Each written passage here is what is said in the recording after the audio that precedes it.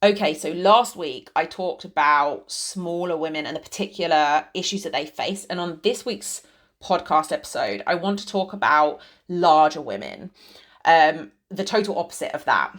I think it's really, really, really important when you're going on this fat loss journey to recognize, to be really aware of the particular obstacles that you have ahead of you, because there are these certain client types, these certain sort of archetypes that I've noticed, these patterns that emerge, and most people fit into a category. And sometimes it's something like this, like the size of your frame and things like that. Sometimes it's to do with mindset.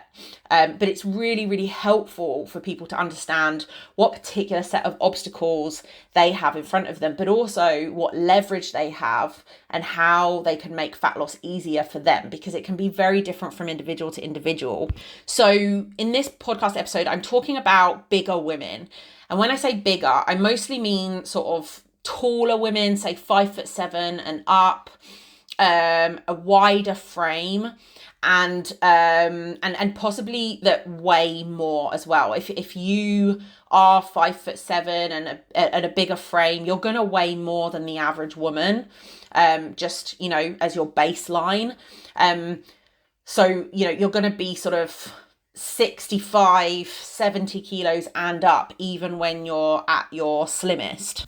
And that's quite significant because the bigger you are, the more metabolically active tissue you have. So muscle mass, organs, things like that, that do actually require energy. They expend energy. They burn calories on a moment to moment basis at a faster rate than somebody who is much smaller than you. So, if you're comparing yourself to somebody who's 5'3", you're going to have a much, much, much higher basic metabolic rate and much higher calorie expenditure on a day-to-day basis than that smaller woman when all other factors are equal. So, energy expenditure and things like that. So it is possible to be, taller and bigger, but also be very, very, very inactive, and then have quite a low maintenance calories. But if you are somebody who is also physically active, let's say you do 7,000 or more steps a day, you do work out, say 2-3 times a week. The thing about being bigger, and one of the things that plays to your advantage, is that for every unit of exercise that you do, you're gonna burn more calories than somebody who's smaller than you. So for every 1,000 steps a day, or for every hour of exercise, you're gonna burn a lot more calories than somebody who's smaller. So you might burn 600 calories for an hour workout, whereas someone who's smaller might only burn 300 or 400 calories. So as well as having a higher baseline because your basic metabolic rate is higher, you also get more bang for your buck in terms of movement, and your calories start to go up much, much, much faster than somebody who's smaller than you. So when you start to combine factors together, if you are quite tall and big boned, like a bigger frame than the average woman, you're going to have a higher baseline. And then if you start adding factors like a higher step count, working out a few times a week, if you're doing strength training and so you have more muscle than the average person, that's also going to drive your calories up. And the heavier you are, even if it's just because you're overweight, you're also going to burn more calories. So for example, I've worked with women who are like 5'8" and who, at their slimmest, they are like 70 kilos. They have a decent amount of muscle mass. They're very active, but they're also 20 or 30 kilos overweight. So they weigh 90 or 100 kilos. Even though that 20 or 30 kilos of extra weight that they're carrying around is just fat mass, which isn't metabolically active, just the pure the pure effort of carrying another 20 kilos or 30 kilos with you 24 hours a day, that makes you burn more energy, especially when you're quite active as well. So your metabolic rate and your energy expenditure just kind of keeps going up quite exponentially. And if you have all of those factors where you're tall, you're a bit overweight, or quite a bit overweight, carrying quite a bit of excess weight, working out, and quite a high step count, your maintenance calories might be as high as like 2,500 a day, which is really, really quite high and much higher than the average woman.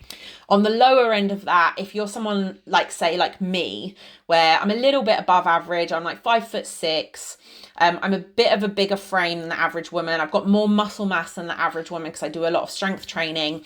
So, you know, at 63 kilos, I'm at my absolute lightest.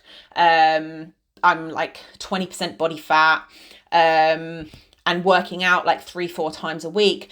My maintenance calories are already a bit higher than the average. It's about 2,100. So, you know, at the lower ebb of that, you might be around that sort of number. The bigger you are, the more activity you're doing, the higher that number's going to be. So I've worked with lots of women whose baseline is like 2,300, 500 calories a day. And just to add one more factor into that mix, if you are also breastfeeding, especially if you're breastfeeding exclusively, your maintenance calories might be really, really, really high. So, you know, I've worked with quite a few women who are 5'8" and up, carrying 20 kilos of excess body fat, quite physically active and exclusively breastfeeding like an 8-month-old. Their maintenance calories are sometimes like just enormous, like 2,800 calories, sometimes even more. So you might say, well, why is this a problem? Like, if my maintenance calories are so high, why is this a problem for fat loss? And I'm going to explain in this podcast exactly why that is. So the main reason that it's a problem is because you compare yourself to other people. So you've maybe done other diets in the past that are just generic and don't take your maintenance calories into account. So if you're somebody who's got, you know, a really high maintenance calories, say 2,500 calories, and then you go on a generic diet plan for the average woman who's much smaller than you, you might be put on a 1,500 calorie diet. Now, for the average woman who has, you know, who burns like 1,900, 2,000 calories a day, that's a 500 calorie deficit. It's like a 25% deficit. It's not that massive. So she will be fine. But for you, it's a 1,000 calorie deficit. It's a massive, massive, massive deficit. And it's just really, really, really hard to do. But what happens is that every time you've done a diet, you go on that sort of calorie count, or maybe you've done even in the past 1,200 calories, and then you're cutting your calories like in half, right? You're in a 50% deficit for the day. And then you're absolutely starving. And you end up in this cycle of under eating during the day because you think that's what you need to eat in order to lose weight, and then binging at night and overeating overnight because you're so starving and you just have this residual hunger built up and you just can't control yourself. And what I find, I've worked with lots and lots and lots of women who fit this kind of larger woman sort of archetype that I'm talking about, and their maintenance calories are like well over 2,000. And the first thing that I notice in their eating is that they're massively under eating. I'll look at their MyFitnessPal, whatever, and they'll have like some yogurt and some granola for breakfast, and then at lunch they'll have like a salad with like 50 grams of carbs, or like no carbs whatsoever, this 300 calorie salad, and then they'll have some chocolate in the afternoon, and then they'll have a bit of fruit, and then they'll get to dinner time and they're just starving and they just like go off the rails. This is so, so, so common. And the problem is actually your concept of what you should eat on a diet is way too low. And so then you undereat all day and then you can't control yourself later on. And the simple solution to it is that you need to eat more during the day and you need to spread your calories out during the day. So your meals have to be bigger. Okay, so it doesn't need to be a massive, like, you know, anything really crazy that you're changing here. You can still eat the same food. You just need bigger portions. So one slice of toast and one egg might not be enough for you for breakfast. You might need 2 or 3 eggs and 2 slices of toast. A yogurt and a piece of fruit is not going to be a meal for you. That might be 200 calories and you need 500 calories. So let's just do a bit of the maths here. If your maintenance calories are, say, 2,500, 2,400, you're going to need to be eating something like 2,000 calories, 1,900 calories a day to be in a really significant calorie deficit. And you will lose weight really, really fast on 2,000 calories a day. But in your mind, you'll go, that's way too high. I need to be eating a lot less than that, because on most diets, you're eating like 1,200 calories a day, 1,500 calories a day. So you will then undereat and eat compared to what women who are much smaller than you, have much lower calorie demands than you, will eat. And you'll get starving while they feel fine. And I cannot tell you how many women I've worked with that fit this bill, who you get them eating more. You get them eating more at breakfast, more at lunch, more in their afternoon snack. And then they get to dinner and they're like, oh, I'm okay, actually. Like, I can just eat a sensible sized dinner and go to bed. And they don't feel that need to just eat and eat and eat and eat and eat. So again, just to do the maths, maintenance calories, 2,500, let's say. Let's say we put your deficit calories at 2,000. That's going to mean spreading your calories out, something like it could be 500 calories for breakfast, 500 calories for lunch, 300 calories for an afternoon snack. And that would leave you 800 calories for dinner. And if you've actually eaten that amount up to your dinner, you might not even need that 800 calories for dinner. So that's just the main thing, is that you need more calories than the average woman, and you will lose weight on more calories than the average woman. And if you try to eat what the average woman eats on a diet, you will be just so hungry, because it will be such a big deficit. So it's really important. That's where it's really, really, really important. Something I've talked about a lot before is you need to figure out your maintenance calories first and then deduct a 20% deficit from that. Because a woman whose maintenance calories are 1,700, dieting, what she eats on a diet, on a fat loss diet, is going to look very, very different from what a woman whose maintenance calories are 2,500 is going to look like. Okay, so if you deduct 20% from each of those figures, you're going to come up with very, very different figures. So those are the main reasons, well, that is the main reason why bigger women struggle on diets, is because their concept of what a diet should look like is just way too little food for them. Then hunger builds up over the day and becomes completely insufferable, and then they binge at night. And the solution is to just eat more food and spread the calories out during the day. But another reason why it's hard to lose weight when you have such a high calorie target is that it's actually quite hard to eat all the calories that you need, especially from sort of nutrient dense foods. So if we are adhering to flexible dieting, where it's like the 80-20 rule, 80% of your food should come from nutrient dense whole foods, and the other 20% can come from a bit of junk. It doesn't really matter. That way you won't be hungry and you'll be healthy. It can actually be quite, you need quite a lot of food to get to that. Like 1,000 calories of chocolate isn't very much food. It's very, very, very calorie dense. 1,000 calories of granola isn't very much food. It's very, very calorie dense.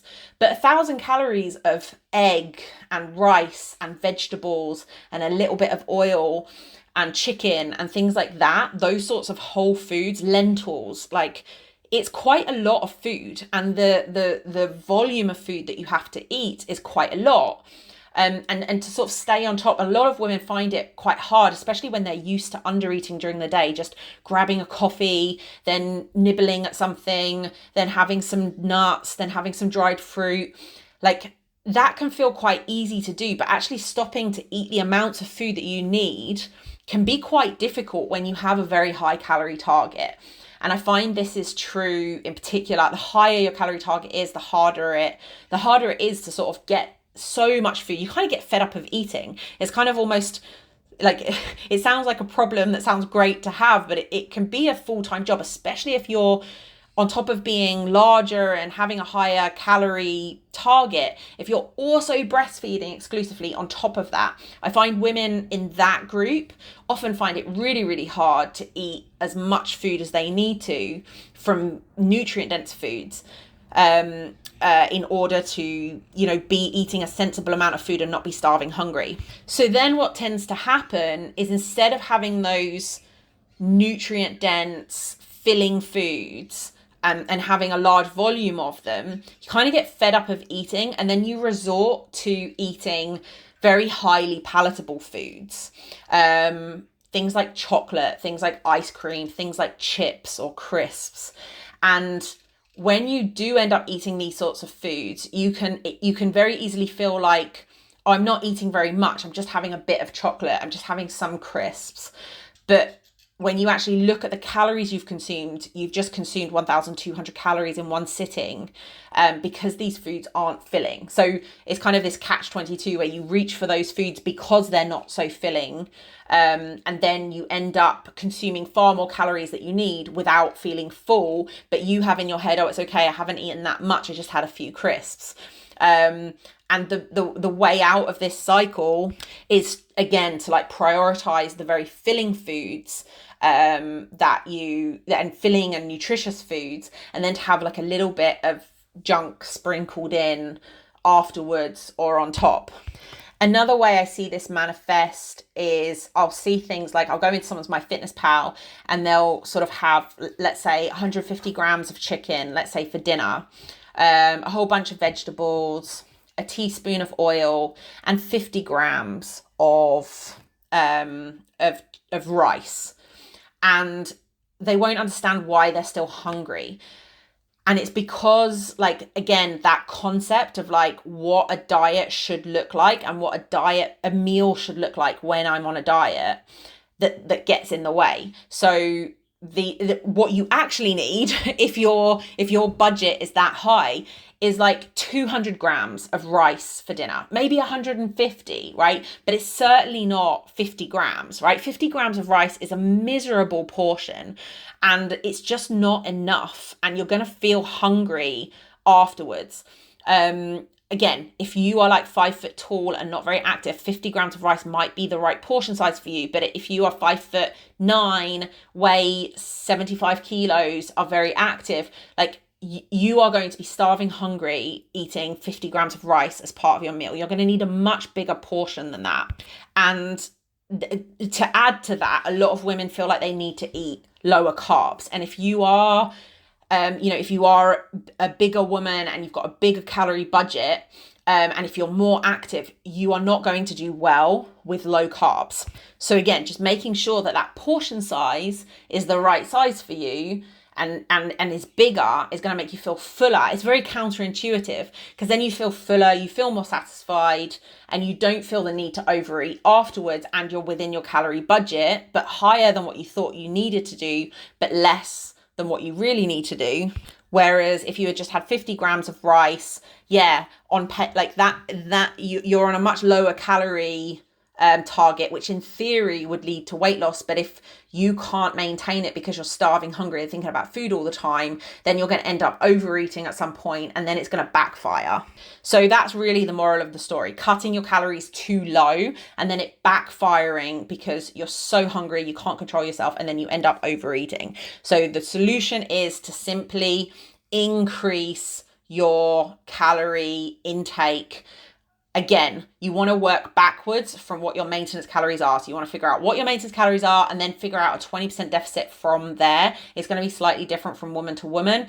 And remember, if you're breastfeeding, you're going to need to add 300 to 500 calories onto your maintenance calories before you deduct the 20% deficit. But it's so important also to recognize what works in your favor. So as a bigger person, as somebody with there's more of you, I said this at the beginning, but just to re-emphasize this, every unit of movement, so every 1,000 steps, right, you're going to burn more calories than somebody who's smaller than you.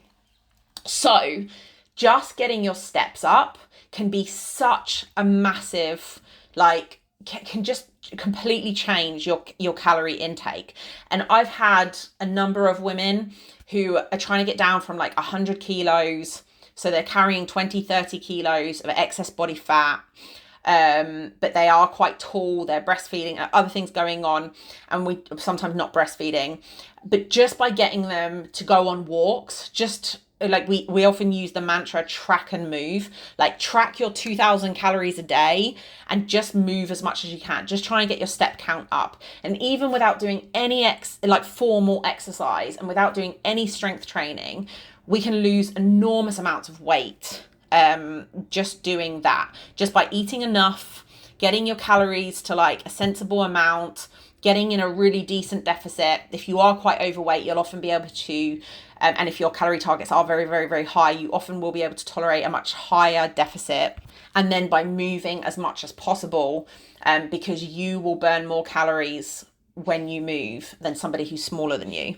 And it's important to remember, if you are in that group of, like, say if you are quite overweight as well as everything else and you weigh 100 kilos, if you're breastfeeding, if you got a lot of those factors going for you, you can sometimes lose a kilo or more a week, because you can lose up to a 1% of your body weight each week without any real difficulty. So the amount of weight that you will shift each week will be higher than somebody who's smaller. So if somebody's 60 kilos, the most that they can really lose each week is 0.6 of a kilo. The more overweight you are, the bigger percentage of your body weight you can lose each week, but it only gets to about 1.5%. It doesn't go any higher than that. So just to summarize, if you are in that group where your calories are higher, you need to do the following things. First of all, figure out your maintenance calories. Really, really, really important. And figure out a deficit from there. 20% is usually a good starting point, but if you are quite overweight, you will be able to tolerate, or probably will be able to tolerate, a bigger calorie deficit. Number 2, get your steps up. The more you move, the more weight you will shift. Number 3, eat enough. Make sure that you are fueling yourself. If you're getting starving hungry as the day progresses, you are not eating enough, and you need to have bigger meals. You need to focus on nutrient dense, filling foods, so not calorie dense foods like nut butters, granola, crackers, things like that, but filling foods like bread, like rice, like chicken, like eggs, like those sorts of things. Make sure you're spreading your calories out during the day so that you're not starving hungry at night. Don't just try to undereat all day and then try not to overeat at night. That is a big, big, big disaster, and it will go wrong. It won't work well for you. You need to actually fix the undereating during the day and increasing your calorie intake at each meal. And finally, make sure you're focusing on filling foods. Don't resort to the calorie dense stuff because you think, oh, I've got such a big budget, I can just have ice cream and chips for dinner instead of the healthy stuff. There's something I like to say to a lot of people, which is, don't eat fun foods when you're hungry. Like, eat your filling, nutrient dense meal first and then have a bit of fun foods afterwards. Don't replace otherwise filling meals with calorie dense foods, especially when you are very hungry, because you will very, very, very, very, very quickly zap through a lot of calories and won't feel full. So if you are taller than the average woman, if you've got a lot of weight to lose, or if you're much more active than the average woman, if you're also breastfeeding, like these, the more of these factors that you have, the higher your calories will be. But these tips often work really, really, really well, even for women who are on the lower end of this, whose maintenance calories are more like 2,100 a day. They're usually under eating during the day, and then it's backfiring later on. So let me know if you found this podcast helpful. Let me know if you implement any of these strategies and if you get any results out of them. And of course, let me know if you have any questions.